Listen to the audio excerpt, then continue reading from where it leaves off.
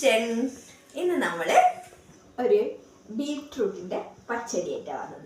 ഇത് ഇവിടെയൊക്കെ, അതായത് എറണാകുളം ഭാഗത്ത് ഈ സദ്യയിലൊക്കെ അധികം കാണാം ഈ ബീട്രൂട്ട് പച്ചടി. നമ്മൾ കോഴിക്കോടേക്ക് ഉണ്ടാകാനൊക്കെ ഉണ്ട്, എല്ലാ ഭാഗത്തും ഉണ്ടാകുന്നുണ്ട്, പക്ഷേ എന്നാലും അങ്ങനെ കാണില്ല. അപ്പോൾ നമുക്ക് ഇന്നൊരു ബീട്രൂട്ട് പച്ചടി ഉണ്ടാക്കാം. ഓക്കെ, എല്ലാവരും സുഖമായിരിക്കുന്നു എന്ന് വിചാരിക്കുന്നു. അപ്പോൾ നമ്മളെ തിരുവോണമൊക്കെ ആവാനായി എടുത്തുകൊണ്ടിരിക്കുന്നു. അപ്പം എല്ലാവർക്കും നല്ലൊരു ഓണാശംസകൾ. അപ്പം നമ്മളെ ഇന്നത്തെ ബീട്രൂട്ട് പച്ചടിയിൽ തുടങ്ങാം. ഓക്കെ, അപ്പം ഞാൻ പാൻ വെച്ചു. ഇനി നമുക്ക് ഞാനിങ്ങനെ ബീട്രൂട്ട് ചിരകി വെച്ചിട്ടുണ്ട്. ഒരു ബീട്രൂട്ടാണിത്, ഒറ്റയൊരു ബീട്രൂട്ടാണ്, അതിങ്ങനെ ചിരകി വെച്ചിട്ടുണ്ട്. പിന്നെ നമ്മൾ ആ ബീട്രൂട്ട് പച്ചടിയിലേക്ക് ആവശ്യമായ തൈര്, ഇതിലേക്ക് ആവശ്യമായ പച്ചമുളക്, പിന്നെ ഇതിലെ മെയിൻ സാധനമായ തേങ്ങ കടുവും കൂടി അരച്ച് വെച്ചത്. ഇത്ര ഇൻഗ്രീഡിയൻസ് മാത്രം മതി. അപ്പോൾ നമുക്ക് ഈ ബീട്രൂട്ടും പച്ചമുളകും കൂടി ഒന്ന് വേവിച്ചെടുക്കാം. ഓക്കെ, പാൻ വെച്ചു.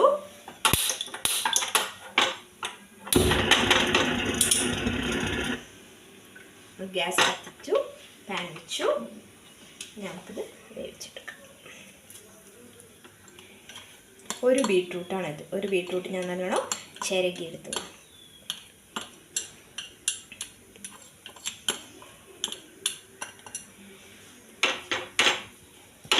അപ്പോൾ ബീട്രൂട്ടും അതിലേക്ക് ഞാനൊരു കുറച്ച് വെള്ളം ഒഴിച്ചിട്ടുണ്ട്. അല്ല, ഞാൻ ആദ്യം പാനിൽ ഒഴിച്ച് വെച്ചിട്ടുണ്ട്.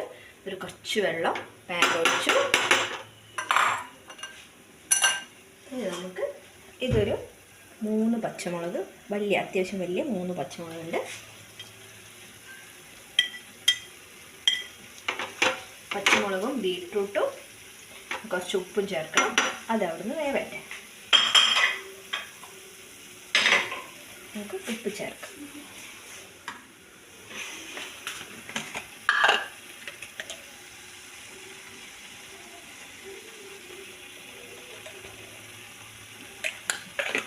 കുറച്ച് ചേർത്തിട്ടുണ്ട്. ആവശ്യമുണ്ടെങ്കിൽ കുറച്ചുകൂടി ചേർക്കാം. ഓക്കെ, അപ്പോൾ ബീട്രൂട്ട് ഒരു ബീട്രൂട്ട് എടുത്ത് ചിരകിയതാണ്. പച്ചമുളകും ഉപ്പും ഇട്ട് ഇതൊന്ന് ബീട്രൂട്ട് പച്ചമുളക് കൂടി ഒന്ന് വേവട്ടെ. അതുവരെ നമുക്ക് വെയിറ്റ് ചെയ്യാം.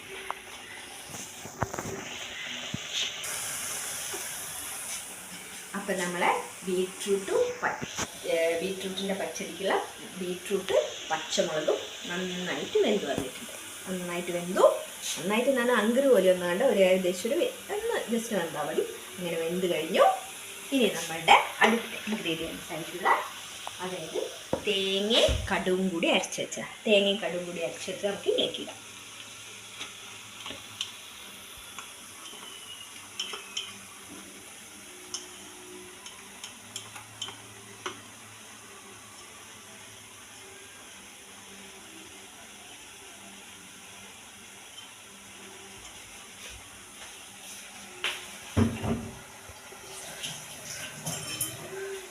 അപ്പം നമ്മൾ കുറച്ച് വെള്ളം ഒഴിച്ച് ബീട്രൂട്ടും പച്ചമുളകും വേവിച്ചു, ഉപ്പിട്ടിട്ട് വേവിച്ചു. അതിലേക്ക് നമ്മൾ തേങ്ങയും കടുവും കൂടി അരച്ച്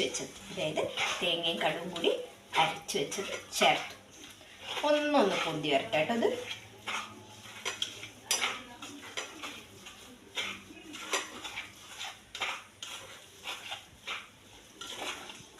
തേങ്ങയും കടുവും കൂടി അരച്ച് ചേർത്തു. ഇനി ഇതൊന്ന് പൊന്തി വരട്ടെ.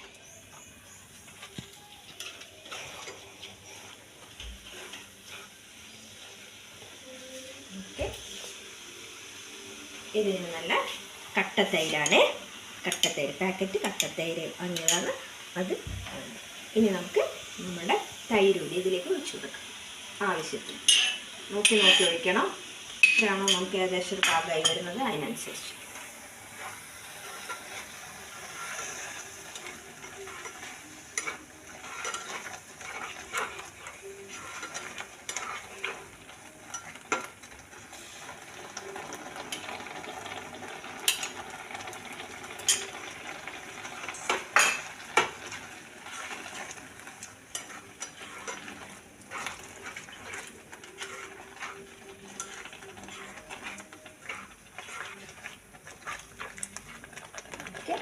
നമുക്ക് കുറച്ച് പച്ച വെളിച്ചെണ്ണ ഇതിലേക്ക് ഒഴിച്ചു.